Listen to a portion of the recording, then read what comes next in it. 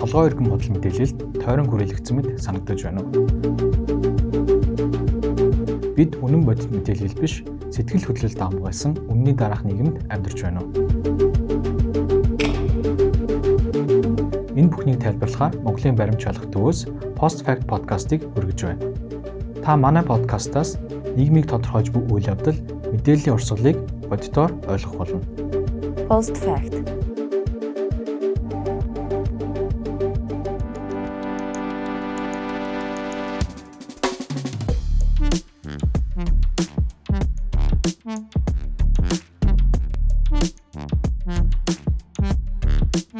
За манай Post Fact подкастын анхны дугаарт оролцоход баярлалаа. 1 сарын 7-нд Meta компани ерөнхий захирал Марк Цукерберг хөндлөнгийн баримт шалгах хөтөлбөрийг Америк нэгдсэн улсаас эхлүүлээд зогсоохоор юм шийдвэр гаргасан тийм. Яг энэ шийдвэрийг анхаас сод ер нь ямар реакцтай байсан бэ?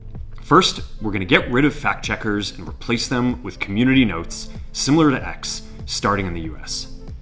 Яг Метагийн шийдвэрийн хувьд бол 2 жилийн өмнөөс Мета компани ажилтнуудад цомготгож эхэлсэн шүү дээ. Цомготгож эхлэхдээ яг энэ баримт шалгалттай холбоотой яг интегрити буюу юу гэдгийг цахим орчин дох одоо мэдээллийн чанартай байдал гэдэг юм уу тий. Тэр асуудлыг хариуцдаг нэгжээс хамгийн олон хүмүүсийг халж исэн. Тэгэхээр тэндээс бол эхний байдлаар ер нь Мета компани технологийн бусад платформуудын адилаар тухайлах юм бол X-тэй адилаар яг энэ өөрсдийн бүтээсэн орон зайд хүмүүсийн илэрхийлж байгаа байр суурь дунд хортой мэдээлэл байгаа бол түүнийг одоо хязгаарлах байдаг юм уу? Ямар нэгэн байдлаар хүмүүст энэ буруу юм биш үү, худлаа юм биш үү, хортой биш үү гэдгийг мэдэгдэх чиглэлээр хариуцлагыг өөрөөсөө холдуулах энэ чиглэл рүү хөдөлж гэнүү гэсэн одоо анхны таамаглалыг бол авч исэн. Яг эхний сэтгэл хөдлөл гэх юм бол яг нь ерөөхдөө нэг юм юу ойлгосон хэрнээ урам хугарсан гэх юм уу байдалтай байсан. Яг тэр Мета компанийн хувьд бол яалтчгүй цахим орчинд хурамч мэдээлэлтэй тэмцэх чиглэлээр бусад технологийн компаниудтай харьцуулахад нэлээд урт нь алхаж исэн. Нэлээд ч үр дүн гаргасан. Тэгээ тэрийгээ одоо ингээд нэгдүгээрт баллуурдж байгаа хөтөлбөрийг зогсоож байгаа гэдэг одоо гэхдээ Америк нэгдсэн улсад зогсоож байгаа шүү дээ тий. Дэлхийн бусад орнуудад бол энэ хөтөлбөр одоогоор бол үргэлжилж байгаа хэвээр байгаа. Америкт ч гэсэн 3 дугаар сараас эхлээд ер нь зогсно гэж байгаа. Тэгэхээр тэр тал дээр бол нэлээд урам хугарсан. Нөгөө талаасаа энэ мэдээлэл дээр зөвхөн энэ баримт шалгах хөтөлбөрийг зогсоож байна. Америкийн нэгдсэн улсад зогсоож байна гэдгээс гадна нэлээд одоо анхаарал татгууц нэг өгүүлбэр байсан нь бол баримт шалгагч нар хит нэг талыг баримталж одоо үзэл бодлоо илэрхийлэх хэрэгчлүүд хязгаарлах байдлаар ажиллаж исэн энэ алдаагаа бид нар засгаж байна гэдэг энэ өгүүлбэрээс тэрийг нь бол яаж ч хүлээн зөвшөөрөх боломжгүй. Нэг талаасаа Марк Закерберг өөрийнхөө өмнө нь хэлж исэн маш олон одоо конгресст хэлжсэн үг гэж юм уу те няцаасан одоо өөрийнхөө байр суурийг өөрөө буцаагаад няцаасан ийм агуулгатай мэдээлэл болсон. Өөрөө ч гэсэн өмнө нь энэ хөтөлбөр маш үр дүнтэй байгаа. Мета компани өөрийнхөө үүсгэсэн одоо цахим орон зайд байгаа хурамч мэдээлэлтэй тэмцэх чиглэлээр маш ахицтай үр дүн гаргаж ажиллаж байгаа гэдгээд тоо баримт дурдан олон удаа хэлжсэн бол түүнээсээ ухарсан мэдээлэл нь бол үнэхээр бас одоо гайхшруулсан гэх юм уу? Хизээч ийм мэдээлэл Мета компаниас бол гарна гэж бол хүлээж байгаагүй. Манайх ч гэсэн Мета компани хөндлөнгийн баримт шалгах түнш хөтөлбөрийн одоо оролцогч байгууллагын хувьд Мета компани Аз нөхөн далаа хариуцсан хүмүүстэй байнгын холбоотой байгаа тий. Тэгэхээр тэдгээр хүмүүсээс одоо ямар нэгэн байдлаар фидбек, санал шүүмж байнга сонсдог. Бид нар ч гэсэн хөтөлбөрийг яаж сайжруулах илүү одоо манай газар зүйн байршилд оновчтой байгаа талаар саналаа хуваалцж идэг. Тэгэхээр эдгээр уулзалтуудын хүрээнд ямар нэгэн байдлаар дурддагдж байгаагүй огт бидэнд одоо илэрхийлж байгаагүй тий. Ийм агуулгыг тэр олон нийтийн мэдээлэл дээр ингээ хийсэн нь бол ямар нэгэн байдлаар нь бол угаасаа улс төрийн одоо шалтгаантай гэдэгт бол хинж марахгүй бах. Түүний бас нэг баталгаа гэж хэлж болно. Нөгөө талаас түүнийгээ батлах, энэ буруутгалаа батлах ямар нэгэн одоо дата мэдээллийг бол өгөөгүй. Тэгэхээр манай байгууллагууд бол 2022 оноос Мета компани хөндлөнгийн баримт шалгах түншийн хөтөлбөрийн хүрээнд ажиллаж байгаа тийм. За мэдээж яг нь Америкийн нэгдсэн улсад шийдвэр гаргаад баримт шалгах байгууллагатай хамтарч ажиллахаа зогсоож байгаа ч гэсэн энэ шийдвэр нь магадгүй олон улсад ирэх чиглэлүүдэд өргөжөөд Facebook-ийн одоо Meta-гийн платформудад баримт шалгагчид ажиллах боломжгүй болно гэсэн тийм айц хүлээлт бас байгаа тийм. Тэгэхээр яг магадгүй энэ шийдвэр Монгол дээр хэрэгжих юм бол би багчаас асууя ямар бодит одоо нөлөөнүүд ажиглагдах вэ? Магадгүй одоо хуурж мэдээлэл түгээдэг хүмүүстэй энэ шийдвэрийг ямар хөө байдлаар хүлээж авах вэ? Ер нь Монголын мэдээллийн экосистемд ер нь ямар хөө өөрчлөлтүүд ажиглагдаж болох вэ гэж харж байна. За 2020 оноос хойш баримтчилсан. 2022 онд Метагийн түнш хөтөлбөрөөр ажилласан. Тэгэхээр түүнээс хойш ч гэсэн баримт шалгалтаар явах болно. Энэ бол баримт шалгах үйл ажиллагаанд ямар нэг өөрчлөлт орохгүй. Яг нөгөө технологийн аргаар тухайн хурамч мэдээлэл түгээсэн тэр хурамч мэдээллийг тэмдэглэгээ зөөхөр дахиж шинээр хүнд үзүүлэхгүй болгодог юм технологи ашигладаг байсан. Дээрээс нь тухайн мэдээллийг шеэрлсэн харсан хүн болгонд нүн бодит мэдээллийг хүргүүлдэг юм технологитой байсан тийм. Энэ хэрвээ зогсох юм бол магадгүй одоо яг өмнөх шигээ тэр хэмжээнд хүрч чадахгүй байх. Гэхдээ бидний өдий болтол одоо ингэж баримтаар шалгаад олон нийтэд хүлээн зөвшөөрөгдөд түгээж байгаа энэ олон төрлийн хэлбэрээр хүрж байгаа энэ байдал маань төдийлөн нэг яг бодит органик олон нийтэд бол их нөлөө үзүүлэхгүй байх гэж бодож байгаа. Харин түрүүний хэлдгээр зохион байгуулалтаа хурамч мэдээлэл бүтээж түгээдэг хүмүүст одоо энэ мэдээж одоо олц гэх юм те болох бах. Тэдний хувьд эхний реакцууд ч гэсэн гарч ирсэн. Одоо ингээд хэрвээ эднийхаар мэдээлэл ингэж шалгуулж исэн хүмүүсийг л энэ багийг хараад аваараа эднэр шүү гэх мэтээр ингээд баг зэрэг зарлал хэлний хэлбэртэйгээр тийм одоо хариу үйлдэлүүд бол гарч эхэлж байгаа. Энэ бол мэдээж цаашаа үргэлжлэх бах. Гэхдээ манайх одоохондоо бол гэрээ хамтын ажиллагаа хийвэрээ байгаа. Яг өмнөх шиг л ажиллаад явна. Хэрвээ дууслаа гэхэд бас ямар нэг өөрчлөлт авахгүйгээр харин ч илүү олон нийт рүүгээ хандсан, илүү олон нийтэйгээ эргэх холбоотойгоор ажиллах тэр боломжийг маань нээж өгөх. Энд дээр зөвхөн нэмээд хэлэхэд яг сүүлийн одоо 2020 онд бид нэр ингээ баримт шалгах хөтөлбөр эхлүүлэхэд одоо юу гэдгийг тэг даах гэжтэй Facebook пэйжтэй тий сошиал вебсайттай ч юм ингээд эхэлж исэн. Тэр хэдий баг одоо хүнд хүрч исэн ч гэсэндээ 2020 оноос 2022 онд Метатай хамтарч ажиллаж эхлэх хүртэл манай үйл ажиллагаа бол тасралтгүй л явж лээс. Тэр өөрөөр хэлэх юм бол Мета байгаа учраас бид нэр хошин тогтноод байгаа юм бол ерөөсөө биш. Харин Метатай бид нар хамтарч ажилласнаар яалтчгүй Монголын олон нийтийн мэдээллийг сонгон авж байгаа хамгийн шуурхай хүртээмжтэй байгаа сувг нь өөрөө Facebook учраас тэр сувг дээрээ байгаа мэдээллүүдтэй хуурамч мэдээлэлтэй таарах тэр магадлалыг нь бууруулахад энэхүү хамтын ажиллагаа бол маш чухал нөлөөтэй байсан гэсэн үг. За Мета компанитай бид нар хамтарч ажилласнаар биднэрт хоёр даваа тал өсөж байгаа тийм. Нэг нь бол тодорхой хэмжээнд бид нар санхүүжилт авч байна. Ажил гүйцэтгэж байгаа гэдэг утгаараа. Хоёрдугаарх нь бол түрүүний баг эрхлэгч хэлж байгаа технологийн одоо автоматжуулалтын технологиг бид нар эзэмшиж байгаа. За энэ технологиг эзэмшснээрээ илүү хурдан шуурхай байдлаар илүү оновчлолтойгоор хор нөлөөтэй хурамч мэдээллийг олох боломж бидэрт үүсэж байгаа. За нөгөө талаасаа бид нар баримтаар шалгаад одоо нийтлэлээ бичснийхээ дараагаар тухайн хурамч мэдээлэлтэй баримт нэгтэлсэн тайлангаа холбох боломж үүсэж байгаа. Тэгээд мэдээлэл хөрвүүлэх боломж үүсэж байгаа. Тэгэхээр эндээс харах юм бол баримт шалгаж байгаа байгууллага юу хийж ийн гэхлээр тэр тархаж байгаа хурамч мэдээллийг мэдээлэлээр нэмж мэдээлэл өгч байгаа. Одоо хагас дутуу буруу мэдээлэл аваад тэрэн дээрээ тулгуурлаад хүмүүс шийдвэр гаргах гэжсэн бол тэрэн дээр нь баримтуудыг нь бид нар нэмж өгснөрөө бүрэн дүрэн мэдээлэл авч хүмүүс илүү ухаалаг шийдвэр гаргах тэр боломжийг нь хангаж өгч байгаа гэсэн үг. Тэгэхээр өөрөөр хэлбэл юу гэсэн үг гэхээр Марк Закербергийн хэлж байгаа шиг ямар нэгэн цензур те үзэл бодлоо илэрхийлэх эрхчлөлөг хаах хязгаарлах ажил бол бид нар ерөөсөө огт хийдэггүй. Харин ч эсэргээрээ байгаа мэдээллийг нэмж дэлгэрүүлэх илүү олон баримтыг цуглуулж өгч байгаа гэсэн үг. Хамгийн энгийнээр тайлбарлахад те харин Мета компани алгоритмаараа хортой community стандартыг зөрчсөн ч юм уу тийм төрлийн мэдээллийг бол устгах арга хэмжээг бол авдаг. Алгоритмаар үзэгдэлтийг бууруулах арга хэмжээг авдаг. Тэгэхээр энэ маань бол баримт шалгагчдаас хамааралгүй тусдаа технологиор шийдэгдэж байгаа асуудал гэсэн үг. За тэгэхээр асуултанд хариулахад болохоор Мета компани мэдээж одоо юу гэдгийг ашигын төлөө аж ахуй нэгж компани шүү дээ тийм. Тэр тухайн компани магадгүй ашигын төлөө ямар нэгэн шийдвэр гаргаж тодорхой газар зүй одоо улс орноос үйл ажиллагаагаа татгах ч байт юм уу. За аль нэг хөтөлбөрөөр зогсоох ч байт юм уу. Энэ шийдвэрийг бол бид нар ямар нэгэн байдлаар буруу шахах ч гэдэм юм уу тийм. Боломж яг хувийн компани ашигын төлөө компани гэдэг үүднээс нь харах юм бол хэцүү. Гэхдээ анх яг ингээ хүмүүсийг дэлхийн одоо олон оронд байгаа хүмүүсийг холбох гэдэг ийм үүрэгтэйгээр ийм зорилготойгоор гарч ирсэн тий. Яваандаа одоо улс төрийн зорилгоорч гэдэг юм уу зэвсэг болгож ашиглагдах болсон энэ платформын тухайд Тэгээд дээрэс нь ингээд олон нийтийн яг үзэл бодлоо илэрхийлэх хэрэгжүүлээний гол талбар болтны дараагаар өөрөө ч мэдгүйгээр хитрхи том, хитрхи чухал болсон байгаа байхгүй тий.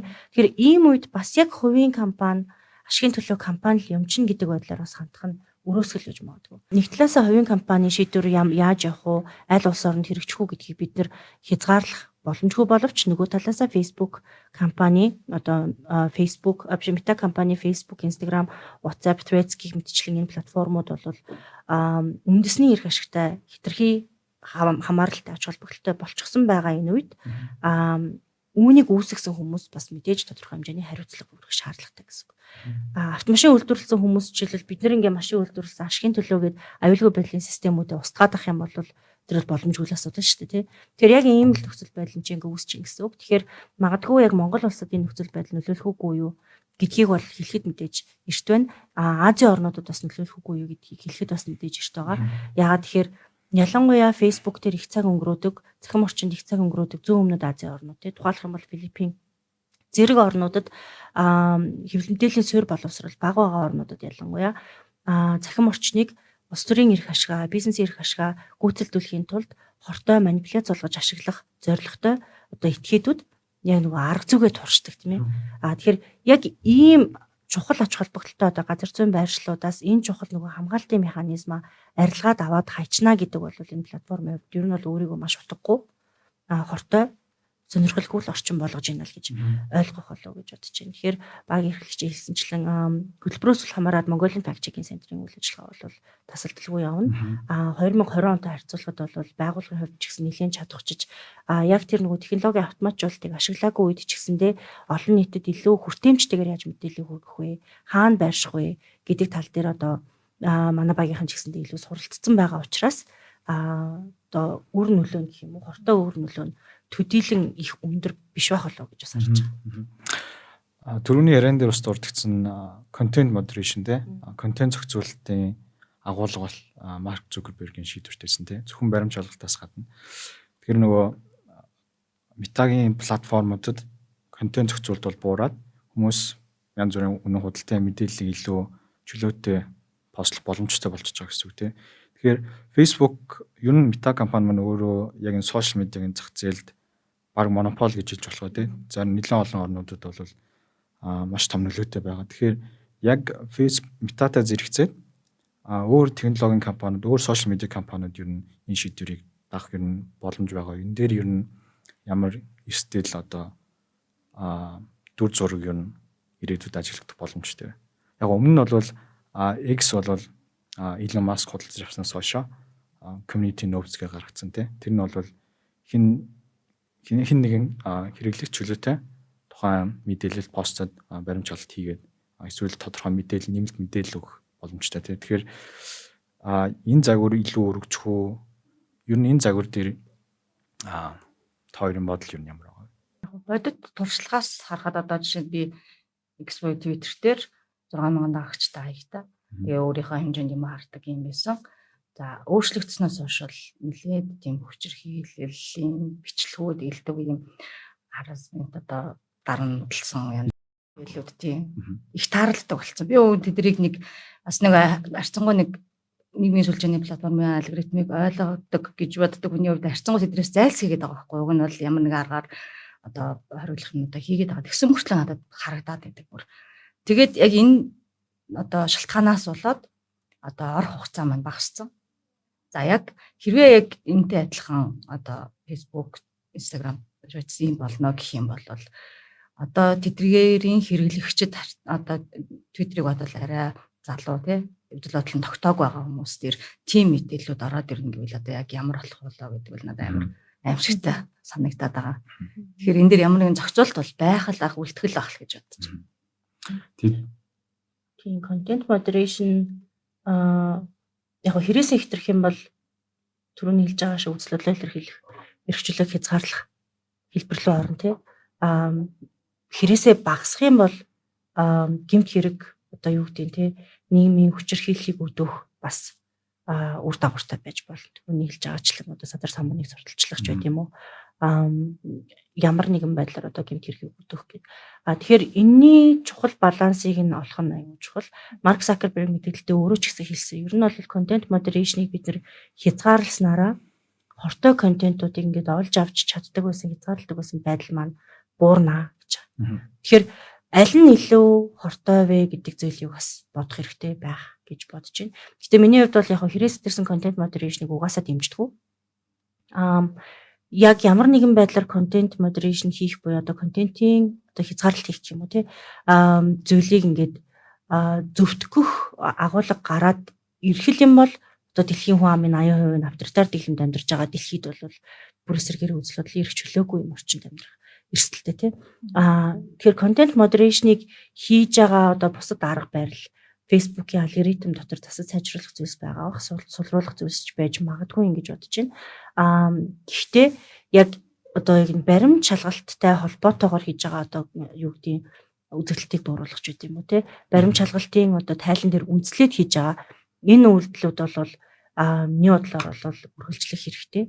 Яагаад тэгэхээр тодорхой одоо олон улсын баримт шалгалтын сүлжээ гэдэг байгууллагын ёс зүйн хэм хэмжээг дагаж мөрдөөд тэрийг ил тод мэдээлээд алхам тутамдаа тий тайлагнаад шалгуурын даваад явж байгаа одоо хүмүүсийн хувьд тухайн орныхоо соёл болон хэлийг ойлгодог хүмүүс энийг хийж байгаа учраас тодорхой хэмжээний дээр бол итгэх боломжтой гэж ирэхэд бол харах гэдэг. Тэгэхээр дан ганц зөвхөн нэг платформ контент модерейшн хийх гэхээс илүүтэйгээр хөндлөнгийн байгууллагуудтай хамтарсан байдлаар тий бие биендээ хяналт тавих байдлаар иймэрхүү зүйлсийг хэрэгжүүлэх нь бол оновчтой гэж бодож байгаа. За community notes дээр бол яг үнийг хэлэхэд ихтгэл байхгүй байгаа. Цоошин юм бол биш. Түрүүний хэлснээр X дээр угаасаа хэрэгжээд эхэлсэн явж байгаа. Гэхдээ яг үнийг хэлэхэд үр дүнтэй бас биш л байгаад байгаа шүү дээ. Хүн болго өөрсдийн үзэл бодлоор баримжаалгалт хийж байгаа. Яагаад олон улсын баримжаалагчдын сүлжээ гэдэг байгууллага ёс зүйн хэм хэмжээг мөрдүүлээд тэрийг жил болгон үнэлгээ хийгээд тий бүгд ингээд тухайн жил хийсэн баримжаалгалтуудаас нь уншиж агаад яг энэ юм дагсан байна уу үгүй гэдгийг хянаад байгаа юм бэ. Тэгэхээр энэ баримжаалгалт гэдэг чинь өөрөө зөвхөн хүн болгон үзэл бодлороо хийчдэг юм бас биш. Яг үнийг хэлээд сэтгүүлчнэр ч гэсэндээ сэтгүүл зүйн ур чадрыг ашиглаад хийчдэг зүйл бас биш. Ёс зүйн хэм хэмжээний хувьд сэтгүүл зүйн салбараас ч илүү чанга байгаад байгаа. Ер нь ингээд миний ажиллаж байгаа бол одоо сүүлийн үед сошиал медиа улс төрд гарч байгаа тийм ялангуяа одоо олон улсын улс төрд гарч байгаа өөрчлөлтүүд тийм тектоник өөрчлөлтүүд болоод байна уу да гэж харагдаж байгаа юм. Тэгээд тэрний нэг шинж нь бол улс төрчидтэй сошиал медиа ер нь ингээд янз бүрийн улс төрийн болон одоо сонирхлын бүлгүүд худлаа үнэн мэддэггүй тийм. За ер нь олон тохиолдолд бас худлаа мэдээлэл түгээгээд тэрийг улс төрийн зорилгоор тийм тодорхой нийгмийн нөлөөллийн зорилгоор бас ашиглаж байгаа. Ийм үзэгдлүүд бол нэлээд их болж байгаа тийм. Бас Монгол руу яг энэ үзэгдлийг буулгаад ирэхээр бид нэр одоо өдөр тутамдаа Facebook тийм сошиалтаа ингээд харахаар л дандаа л сүрэг мэдээллүүд ажиглагдаад байдаг тийм. Тэгэхээр яг энэ үзэгнээс харах юм бол хүмүүсийн эмоц тандсан тийм. Одоо энэ пост факттай холбоотой гэдэг байгаа.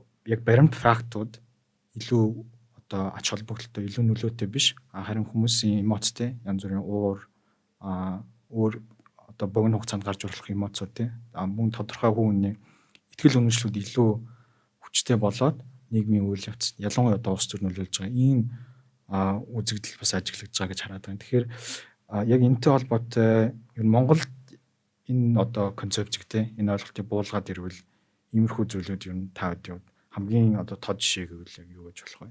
Одоо за яг энэ мөчөөс хойшоо магадгүй хүмүүс хуурамч мэдээлэл нь илүү нөлөөтэй гэж ойлгоод хуурамч мэдээллээр хүмүүсийг манипуляцд болох юм байна тийм хүмүүсийг хуурж болох юм байна. Тэгвэл надад ашигтай байна гэдэг тэр тодорхой консенсус тийм ойлголцол тогтсон тийм зүйл ер нь ажиглагдсан уу?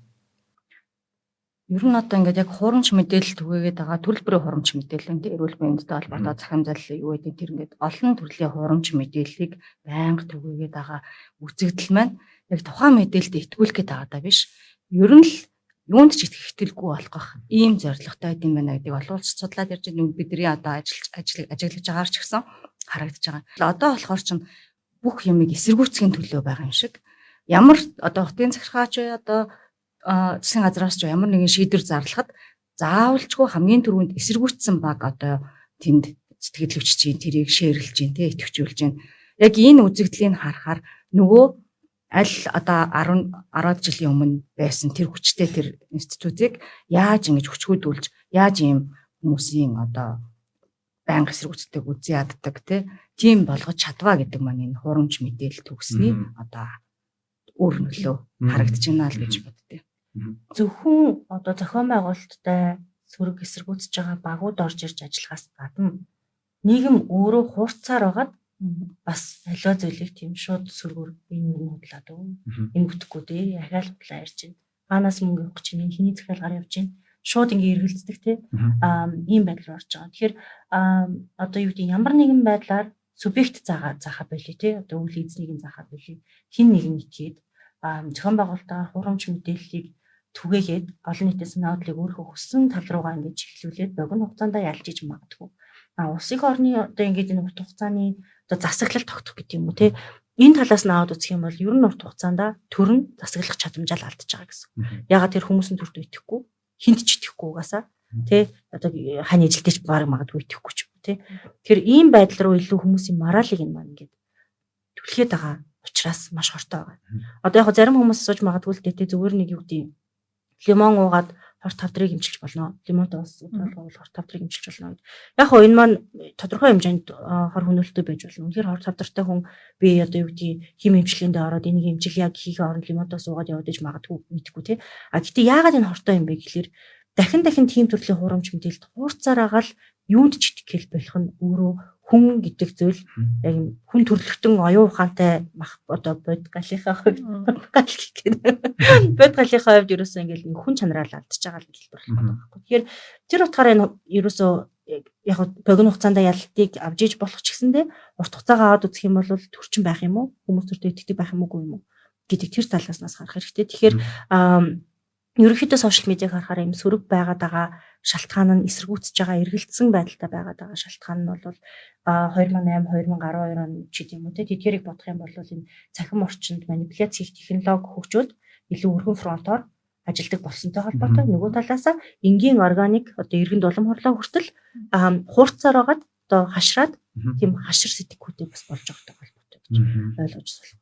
Тэгэхээр яг нөгөө сошиал медиа одоо ялангуяа Facebook улс төрийн сонирхлоо хэрэгжүүл эрх мэдэл төрөх нэг тийм том хэрэгсэл болчиход байна нэг талаас нөгөө талаас бас нэг талаас нэг том хохирж байгаа зүйл нь юу гэхээр таны дурдсан шиг нийгмийн итгэлцэл буураад хүмүүс хоорондоо итгэхэ болж байна тодорхой институтууд итгэхэ болж байна. За энд бол ялангуяа улс төрийн байгууллагуудыг нэрлэж болно тэгээ ялангуяа хурамч мэдээлэл чинь зөвхөн улс төрөөс хайлаад магадгүй нийгмийн тодорхой сэдвүүд магадгүй эрүүл мэнд өөр тодорхой соёлын асуудлууд руу орох юм бол төрчил одоо эрүүл мэндийн байгууллагууд итгэхэ болох мэрэгчлэнүүдэд итгэхэ болох гэдэг юм өөр итгэлцэл өөр салбарууд буурах боломжтой болоод байгаа гэсэн. Тэгэхээр яг иймэрхүү хандлагууд гэх юм уу яриа хөрөнүүд бас Монголын сошиал медиа дээр байгаад нийгэм чод нөлөөлж байгаа бол би ханддаг.